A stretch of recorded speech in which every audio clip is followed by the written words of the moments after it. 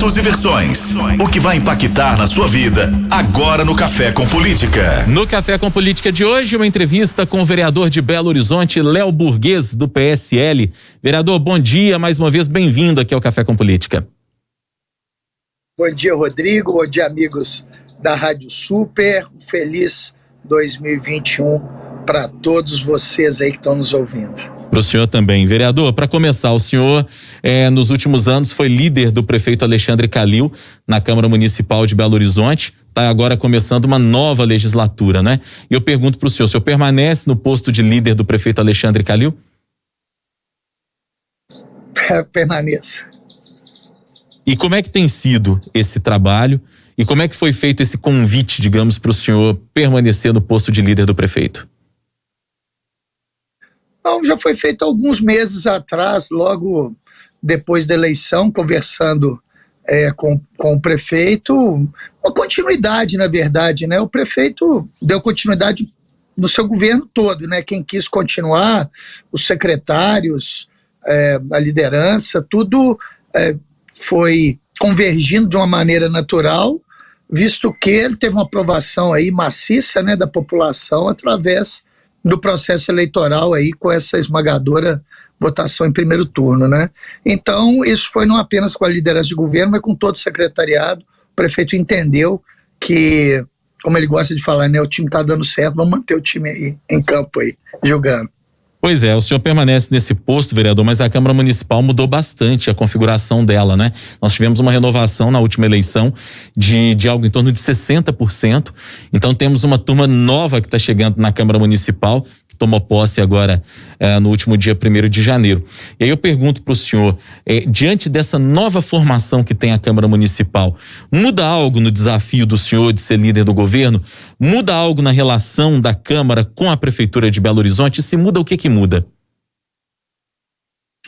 Bem, primeiro eu vejo nos novos vereadores aí uma vontade muito grande de tá acertando, né? Eu fiz um discurso na nossa posse dia 1º, que apesar de uma Câmara com grande diversidade, né, com ideias variadas, uma esquerda, desde a extrema esquerda à extrema direita, passando por todos os campos políticos, nós temos algo que nos une, né, que é o nosso propósito de melhorar a vida das pessoas, de melhorar a cidade que a gente mora, né, que nós temos a honra e o privilégio de ter sido eleito nesse ano tão difícil que foi o ano de 2020, talvez o ano mais difícil na história de Belo Horizonte. Então eu continuarei trabalhando da mesma maneira. Eu ouço cada vereador, eu tenho diálogo com todos, mesmo aqueles que se dizem de oposição ou independentes, esquerda, direita, centro. Eu tenho um diálogo muito grande com os vereadores. Assim que eu construí as votações do prefeito Alexandre Calil, com 100% de aproveitamento em todas elas. E a prefeitura continua da mesma maneira, não interferindo em projetos que são dos vereadores, respeitando o poder legislativo. O prefeito fez até um discurso, né, logo no primeiro dia do ano, dizendo que o sucesso do poder legislativo é o sucesso da prefeitura. O fracasso do legislativo é o fracasso da prefeitura. E a gente vai manter desse jeito, com diálogo da minha parte e com respeito por parte do poder executivo. O senhor falava aí na questão dos blocos e foi criado agora um bloco independente na Câmara Municipal. E esse bloco independente é composto inclusive pela presidente da Câmara, Nelly Aquino, que até então sempre foi vista como base do prefeito Alexandre Calil. Isso gerou alguma surpresa para vocês, vereador? E essa criação desse bloco independente pode impactar alguma coisa, até nesse aproveitamento que o senhor dizia que teve aí de 100% daqueles projetos que são de interesse do Executivo na Câmara? Na verdade, eu acredito que nós tivemos esse 100% de aproveitamento porque eles foram apresentados pelo Poder Executivo, mas eles são de interesse da cidade de Belo Horizonte. E os próprios independentes da última legislatura votaram cerca de 90% dos projetos do Executivo. Nós tivemos vários projetos que 100% da casa votou nele, assim. Então, eu converso muito com o prefeito Calil, ele sempre fala, Léo, eu faço as coisas que são de interesse da cidade. Não é porque é de esquerda, não é porque é de direita, não é porque é da prefeitura, é porque é o que o cidadão precisa. E, como eu disse, os vereadores de Belo Horizonte têm essa vontade de acertar, de fazer o que o cidadão precisa. Então, eu tenho uma convicção muito grande que nós teremos êxito sim em aprovar esses projetos que são apresentados pelo Executivo, mas de interesse de toda a cidade de Belo Horizonte. Agora eu queria falar com o senhor, vereador, a respeito da dinâmica da cidade propriamente dita, começando por uma informação que está circulando hoje, que foi dada ontem pelo seu colega vereador Gabriel Azevedo, do Patriota, de que numa reunião no fim do ano passado, o prefeito Alexandre Calil teria dito que pretendia mudar as atribuições da BH Trans. A BH Trans, que é uma empresa polêmica desde sempre em Belo Horizonte, nós sabemos que isso não vem do atual governo, isso vem de governos passados, inclusive. O senhor que é líder do governo, é muito oportuno até estar participando com a gente hoje aqui, para que a gente possa entender melhor. Existiu essa informação de que a BH Trans teria as suas atribuições modificadas, e o que seriam essas modificações que o prefeito estaria tentando fazer? Vai na esteira, inclusive, do fortalecimento da figura do vice-prefeito Fuad Noman? Bem, realmente houve essa reunião, eu estava presente na sala no momento, foi um comentário do prefeito, uma ideia que ele tem de melhorar um problema que a gente tem na cidade de Belo Horizonte, que é o problema do transporte público. Este era o foco da nossa conversa, né? E aí passou para essa ideia de talvez mudar a BH Trans, trazer outra pessoa, o discurso foi ventilado. Agora ela não foi aprofundada, agora eu acredito que é um problema que nós devemos enfrentar, sim. A questão do transporte público da cidade de Belo Horizonte e de todas as metrópoles do país é um problema a ser enfrentado. Por quê? Nós temos uma passagem que é uma passagem cara, abaixo do valor que, por exemplo, no caso de Belo Horizonte, que eles têm direito a estar cobrando. Então, olha que coisa antagônica, com um sistema de transporte que mudou. Um exemplo que mudou, se a gente pegar de 20 anos para cá, é difícil ter um estabelecimento que não tem um funcionário que não vai de moto. E ele, às vezes, com o dinheiro do Vale Transporte, ele paga uma prestação de uma motocicleta. Hoje nós temos o aplicativo, que 2, 3 pessoas indo para o aplicativo vai mais rápido, mais barato, mais confortável do que elas indo, por exemplo, no transporte coletivo. Então, este é um enfrentamento que a cidade de Belo Horizonte deve ter, mas, na minha opinião, isso deve acontecer principalmente no Congresso Nacional. Se o governo federal não tomar uma atitude com relação aos transportes públicos, aí podemos estar voltando à ideia de metrô, de VLT ou qualquer outro, nós teremos problemas, sim, com o transporte público em Belo Horizonte e em todas as outras metrópoles do país. Quando você diz que esse é um assunto nacional, o que você acredita que seria o papel do governo federal para melhorar de fato, para dar dignidade para as pessoas? Eu pergunto isso para o senhor, inclusive, pensando, vereador, que esse é o assunto que normalmente mais mobiliza os nossos ouvintes. É falar de transporte e trânsito, sobretudo falar de ônibus lotado nesse momento de pandemia, que é chover mensagem aqui no nosso WhatsApp, é chover mensagem na nossa live. Então, na opinião do senhor, qual seria o papel, por exemplo, nacional dessa discussão? Bem, primeiro a gente tem que concordar com o seu ouvinte, porque realmente é um incômodo você passar o tempo que demora uma viagem, a questão, né, dos horários de pico, a situação, né, do transporte lotado e do outro lado os empresários reclamando, né, que não tiveram aumento. Então realmente é uma briga muito grande. Nós temos algumas cidades, por exemplo, Rio de Janeiro, São Paulo, que gastam 1 bilhão em subsídio para o transporte público. Será que esse dinheiro tem que vir do governo federal?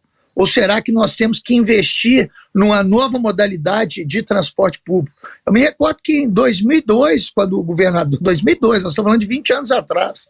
Quando o governador Aécio Neves assumiu, ele quis assumir o transporte, o metrô aqui na cidade de Belo Horizonte, o governo federal não liberou. Nós precisamos enfrentar. A medida óbvia, né, sempre falada, é a questão do metrô. Mais barato, mais rápido, mais eficiente. Né? Essa seria a grande solução. Caso isso não aconteça, é necessário que urgentemente dê algum tipo de subsídio para as prefeituras para que ela possa incentivar o transporte público. Nós vimos, inclusive, aí a Prefeitura de Belo Horizonte, algumas pessoas falam de maneira maldosa que deu dinheiro para os empresários, mas, na verdade, o que ela fez foi adiantar os vale transporte aos empresários de ônibus, inclusive com o Ministério Público fazendo o acompanhamento deste adiantamento, porque os empresários ameaçaram parar. E hoje a gente sabe que nós estamos com os horários reduzidos, nós estamos com menos ônibus rodando e tirando alguns setores, como talvez de bar e restaurante, eventos, as escolas, nós temos praticamente o resto da cidade funcionando como um todo. Então, é um problema realmente muito sério. E nós estamos vendo aí outra coisa, a questão dos trocadores. É multa atrás de multa que a prefeitura está dando nas linhas de ônibus, né? Nas empresas de ônibus. Essas multas não têm sido pagas, eles estão querendo entrar com uma compensação na prefeitura. Ou seja, é um embriólogo imenso, e eu penso mais do que a prefeitura.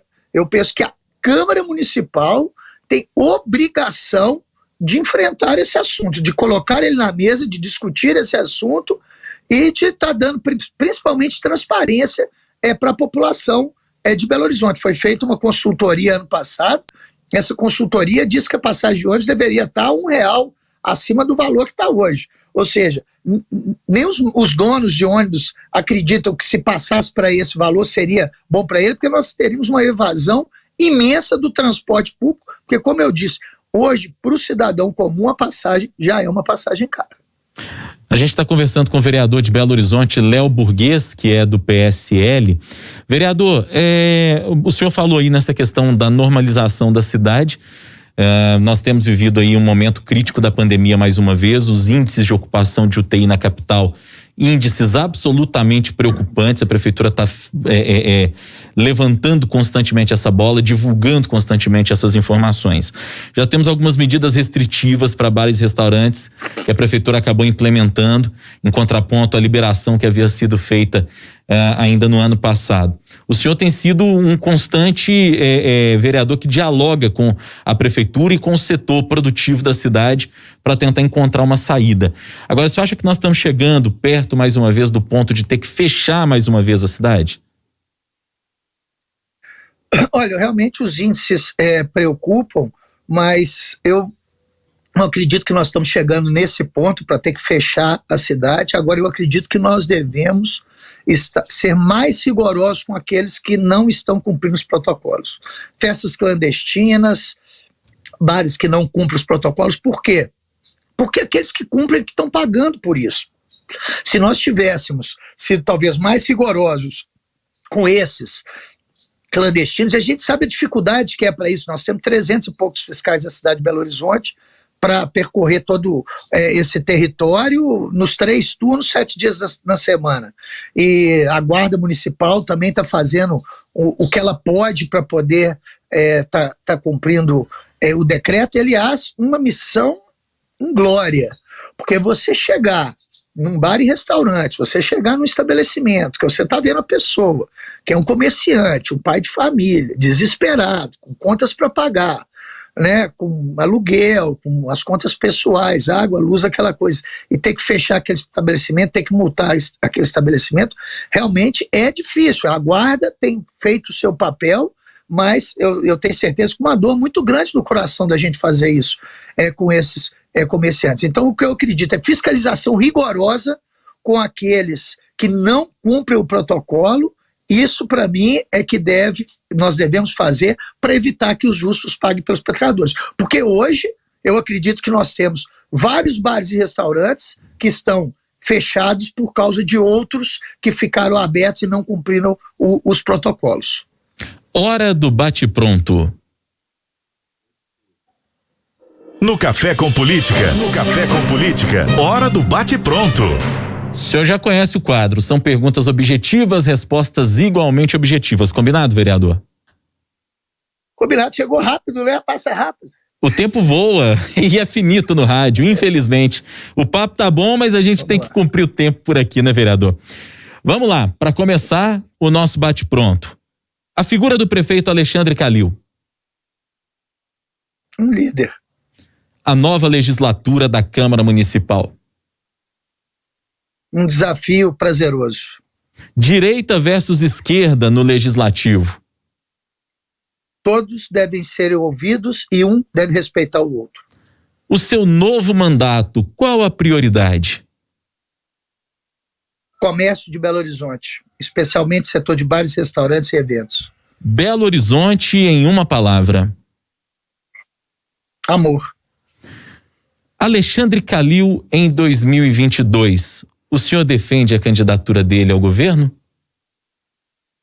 Defendo, sim. Léo Burguês, vereador de Belo Horizonte pelo PSL, líder do prefeito Alexandre Calil na Câmara Municipal, foi o nosso convidado de hoje aqui no Café com Política. Vereador, muito obrigado pela sua participação, pela sua entrevista. Que o senhor faça um bom trabalho neste ano de 2021 na Câmara Municipal. Obrigado, Rodrigo. Obrigado, amigos da Rádio Super. Sucesso aí neste ano de 2021. E nós estamos aqui no mês de janeiro trabalhando no recesso, estou atendendo normalmente no meu gabinete. Muito obrigado a todos. Obrigado ao senhor, vereador.